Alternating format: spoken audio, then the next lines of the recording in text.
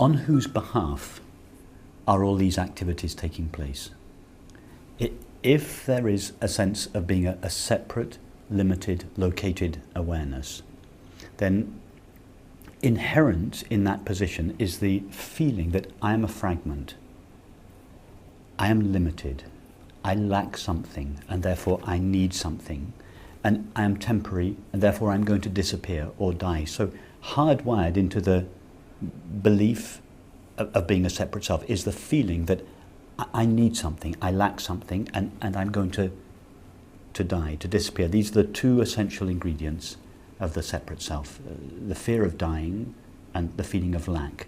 And all separate selves spend their life going out towards the outside world in search of something or someone to alleviate the sense of lack and shore up the feeling that I'm going to die. So in this case, when such a sense of a separate self is present, all our thinking, all our feeling, all our perceiving, all our acting, all our relating is undertaken on behalf of this sense of an incomplete self. So our character expresses, our character and our activities, our relationships, etc., express the fears, the anxieties, the doubts, etc., that are inherent in this belief and feeling of being a separate self.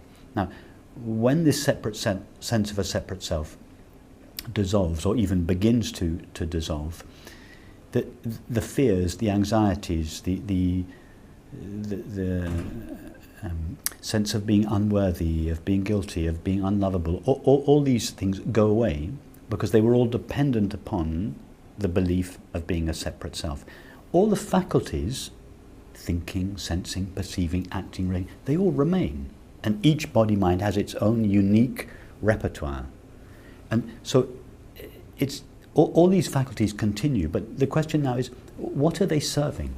What are they going to express now that it's not really that the separate self has gone, because the separate self is not a separate something. It's the feeling, the resisting, the seeking, the sense of lack. Now that this has gone or is going, all the faculties that we previously had, and those faculties are unique to each body-mind, they're still available, but they're now available to express and share and celebrate what we truly are, which is this unlimited, ever-present awareness, and the peace, the happiness, the love that is inherent in that, in ourself, is then expressed through all these faculties in the unique way that particular body-mind is configured.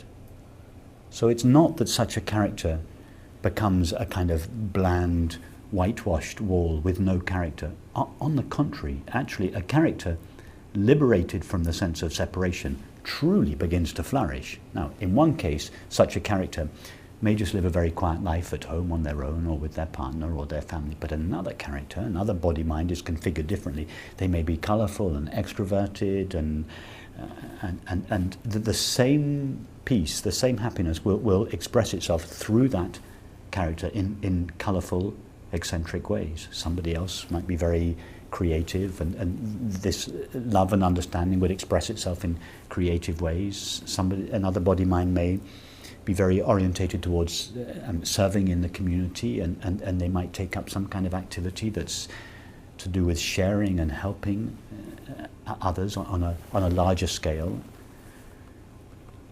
So it puzzles me when I hear people say, does this understanding have any effect on your life, on the way you think, on the way you feel? And I just don't get the argument for people that says, no.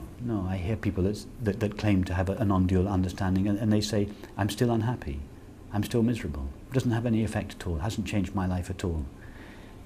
At best, in that case, let's give these people the benefit of the doubt and presume that they have had some genuine understanding. The understanding is incomplete.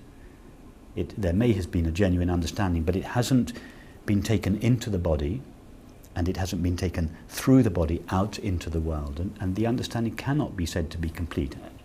I don't mean complete, there's no such thing as completion, but I don't think it can be really said to be the full non-dual realization if it's not embodied, if it's not lived in the body, and not just the way we feel our own body, but the way we act in the world and the way we relate with others.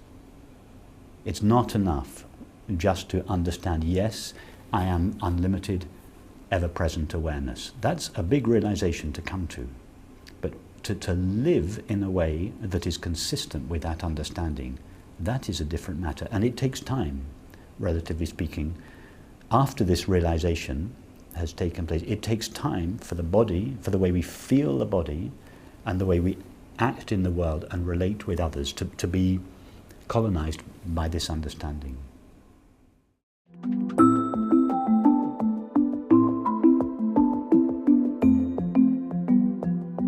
The character is still there, and this love and understanding expresses itself through the unique qualities of that character.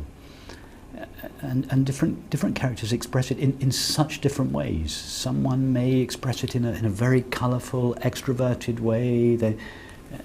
Another person may be very quiet about it, not speak about it very much, not necessarily go around hugging everybody and sitting close to them and touching them, and it's fine, it's beautiful if it expresses itself that way, but it doesn't have to. I feel this intimate quality of friendship with so many different people. I express it in one way with my partner, another way with my child, and another way with all sorts of friends. It's the same quality of intimacy that is being tailored effortlessly and naturally, of course, in response to each situation.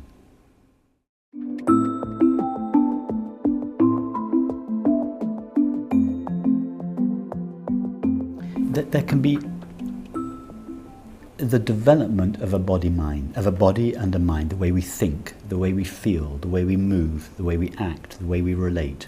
That goes on developing forever. There's no end to the permeation of the whole structure of the body-mind with this understanding. So yes, there is a development, an endless development of the way we think, feel, act, relate, etc. But it's not the development of a person. At least the conventional premise in psychotherapy is that you come in as a separate self, and this separate self improves through various practices so it's not the person, it's not that separate self that is improving. But that doesn't mean that there's no continued growth of the whole structure of the body-mind. Of course there is. It's an endless process of realigning the way we think, the way we feel, the way we act, the way we relate, the way we move, the way we do everything. Realigning it. Once all these activities are no longer being undertaken on behalf of a separate, limited, fearful, lacking sense of self. But all these activities are now gradually being realigned and are being undertaken on behalf of, or as an expression of, the peace and the love and the understanding that is inherent in what we are. So that realignment of the mind and the body goes on forever. For instance, let me give you an example. I did a meeting here, the meeting I did a few days ago, and I gave a sort of introduction, and then we opened it up for questions, and then I got the red card flashed at me. You've got 2 more minutes, and there were 4 hands going up in the room, so I was answering questions quicker and quicker, and then right at the last minute, someone said something like, asked me a question about mantra meditation, and I knew I was already well over time, and I made some dismissive comment about it. I actually practiced mantra meditation for 25 years, and so I have a lot of experience of it, and it was an absolutely essential part of my spiritual journey. That doesn't mean to say that I would recommend it for everyone, but I would never suggest anyone stop doing it if they wanted to do it. However, I had 20 seconds to answer, and I didn't want to go there because I could tell the question was a little bit, it wasn't really in line with the drift of where we were going. It was, and I had 10 or 20 seconds, so I just said, oh no, that's like this. And then the meeting came to an end. And then afterwards I thought, that was a little dismissive. If I had had 10 minutes, I would have qualified what I had said. I would have, so that she didn't feel, and I thought afterwards, anyone in the room who practices mantra meditation must have thought, oh, wow, okay, he's just totally dismissed my practice. And I realized that was insensitive. So I thought, okay, if you're in a position of someone speaking about these things, you have to be careful the way you do that. I think, okay, next time, if I had to do that again, I wouldn't answer like that. I would have answered in a way, I would have said what I feel about meditation, but I would have kept her on board. I wouldn't have. So that's a tiny example. That can happen any time in life. Something happens and you think, oh, what was expressed, what came out, didn't really express my understanding. So that was an old habit of the mind, a little bit too quick, a little bit sharp. And so that's just a tiny example of something that as time goes on, that tendency of the mind can be just brought in line with what you really feel. And you know, there are obviously innumerable examples in personal relationships, in activities, and where it takes time for the whole structure of our minds and bodies to be realigned with this understanding. And you can never say that process comes to an end. When could anyone say my body-mind is now a perfect instrument or expression of the light of pure knowing?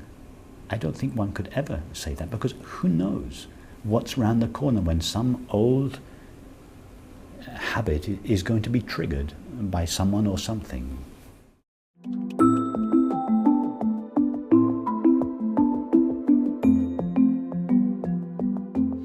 You see, I think for so many of us, things have changed a lot, you know, as a result of this conference and other similar activities. But for many of us, until 10 years ago, 15 years ago, most of us went either literally or intellectually. We went to India to find, and we heard and read about the great sages, Ramana Maharshi. None of us ever met him. What do we have? 3 or 4 photographs of this angelic smiling face. You think of Ramana Maharshi, we all think of the same 1 or 2 images, this beautiful, loving, peaceful. So we never met him. We never lived with him. We never saw what it was like. Now, I'm sure Ramana Maharshi was a truly beautiful character, but I've also heard stories from reputable sources that, you know, from time to time he snapped at people. He was a real man. He had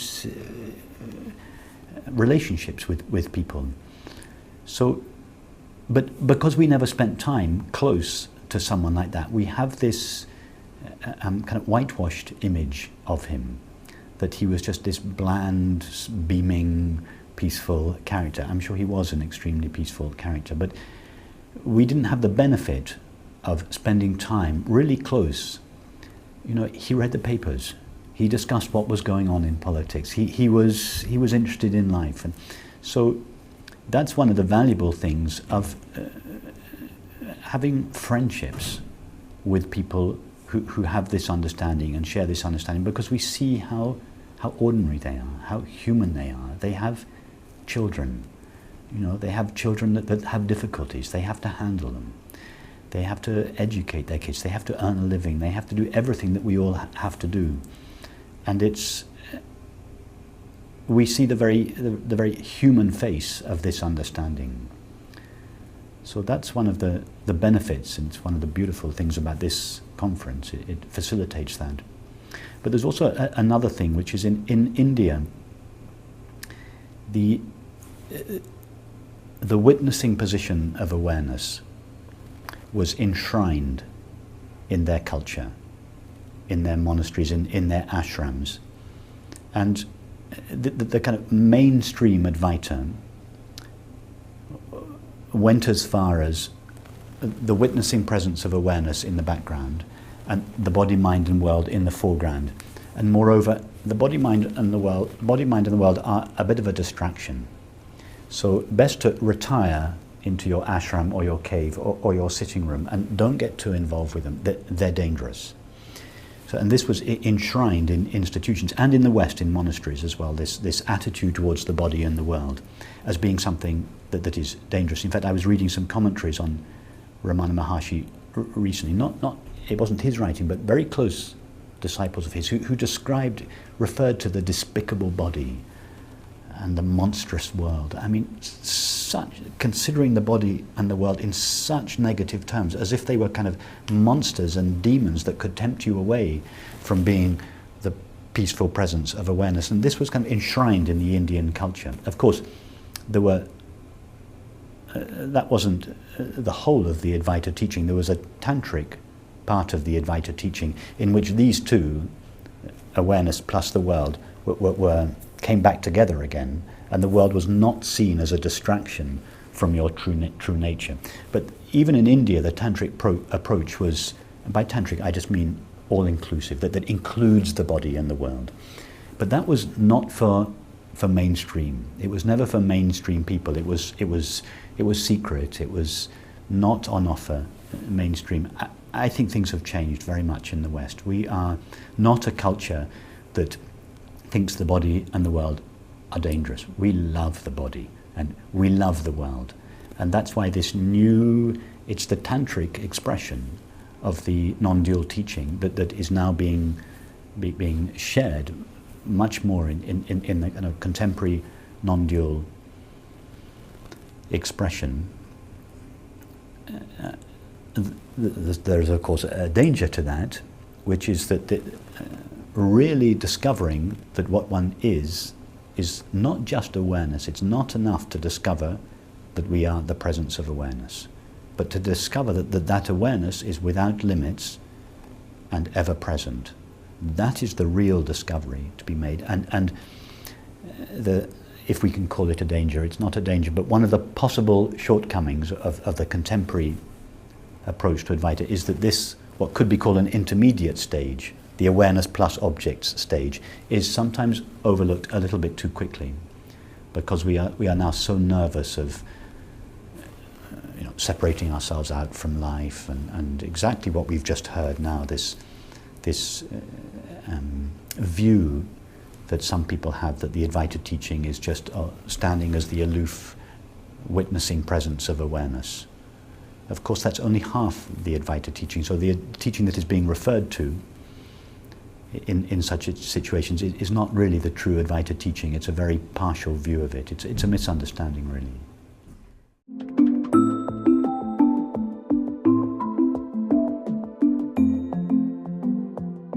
That's the direct way to go. That's the direct path, which I feel is the path that is most appropriate for our age and our culture. We go straight to what we are. We don't, in other words, there are no prerequisites in the direct path. It's not the old yogic path or progressive path where you had to purify the body, then you purify the mind, and then 20 years later you get given the real teaching. Here we start, not the real teaching, the ultimate teaching. Here we start with that. We go directly towards it. What are you essentially? And then you having explored that and discovered that, it's then the colonization of the mind and the body, the realignment of the mind and the body is a post-enlightenment sadhana. It's not pre-enlightenment sadhana.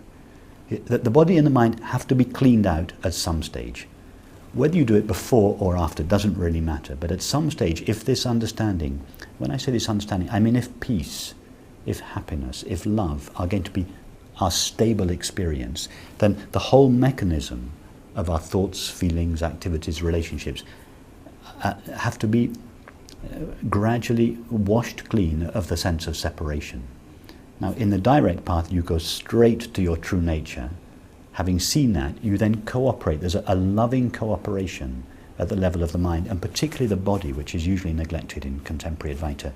There's a cooperation of the way we feel the body and move and act and relate with the body. It's a cooperation that takes place after we have clearly seen who we are. So the question is, can that be done beforehand? Can you? And the answer is yes. If Most people that go to a therapist are not going because they're seeking the ultimate reality, what is truly real in our experience.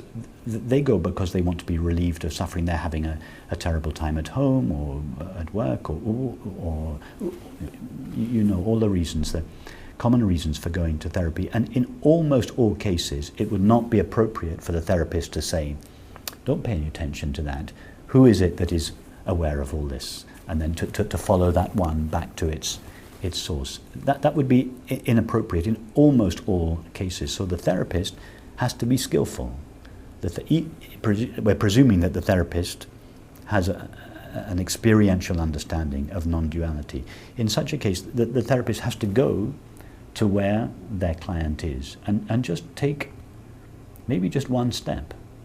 And they use whatever modality that they've been trained in. They can't go all the way back to awareness in one session. So it may be that it's necessary to give provisional credibility to the separate self. The therapist will say, he won't say it, or she won't say it, but he or she will think, okay, I'm going to pretend that the separate self, on whose behalf this suffering is taking place, is real, and I'm going to give that separate self something to do. So the therapist will slowly walk with their client, and at some stage, if the relationship lasts long enough, it may be possible, after probably quite a lot of time together, to at some stage just drop in the question and who is it that is noticing this whole display of thoughts and feelings. And so yes, it's possible to go that way, but even if you go that way, at some stage you have to ask the question. You have to turn your attention away from the drama of the mind and the body and the world. The answer can never be found there. How you get to that question and how long it takes varies from case to case, and that's the skill of the therapist or the teacher. Not always just to say, you are eternal, infinite awareness, there's nobody there, there's nothing to do. That's not skillful teaching. You may occasionally say that, but on the whole, you don't say that. Ramana Maharshi said, my experience is that there's no world, there's no manifestation, there's no creation, there's no self, there are no objects. He said, but I can't say this to people. One or two people I can say it to, even my closest disciples, I can't say it to them. They don't understand. Therefore, I have elaborated this method of self-inquiry for them. It's a slightly watered down version of my understanding, but it's a concession, a compassionate concession to their understanding. And then many people didn't even get what he meant by self-inquiry. So then he says, okay, I'll water it down a bit more to tailor it to your understanding. And so he had all these different layers, all of which were his understanding tailored to the particular need of the moment.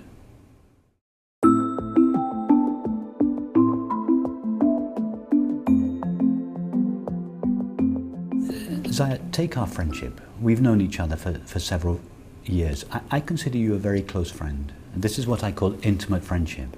But if you asked me, if I had to write down what I know about you on a piece of paper, I would be embarrassed to give you the piece of paper. How little I know.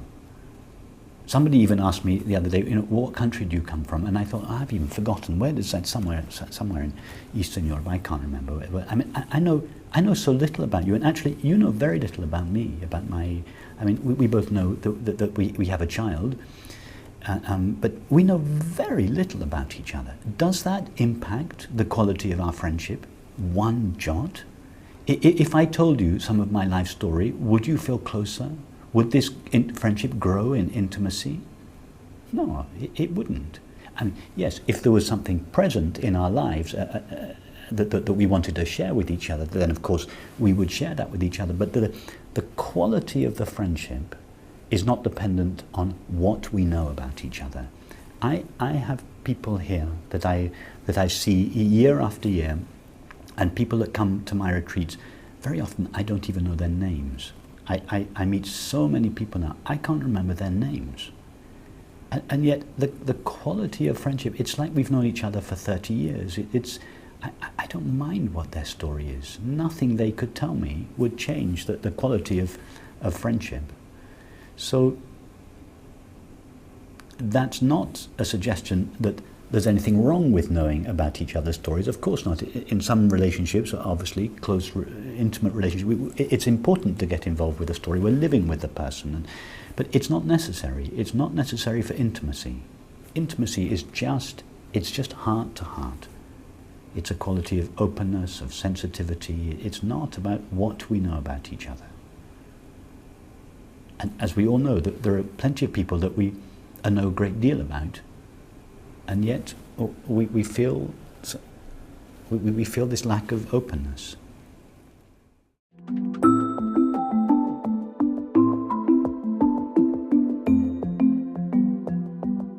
It's a mistake.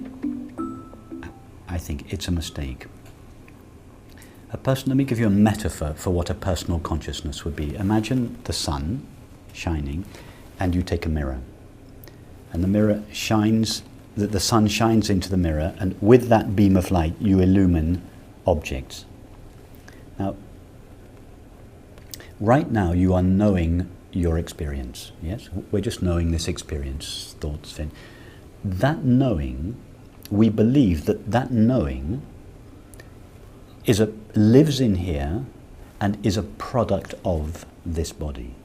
In other words, we believe and feel that the knowing with which we know our experience lives in the body and is a byproduct of the body.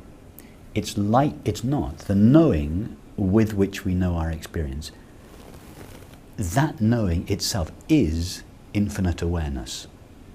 It's like saying that the beam of light that comes from the mirror is a product of the mirror and proceeds from the mirror.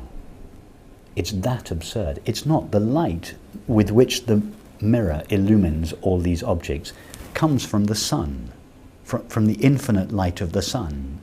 It seems to be limited when it shines in the mirror. It seems that the sun's light takes on the limited qualities of the mirror. And we say it's the mirror that is illuminating the objects with its own little limited package of light. That is individual consciousness. The individual has its own little package of knowing or consciousness within it, with which it knows its experience. It's a mistake. Right now, the very knowing with which you are knowing your experience belongs to infinite awareness.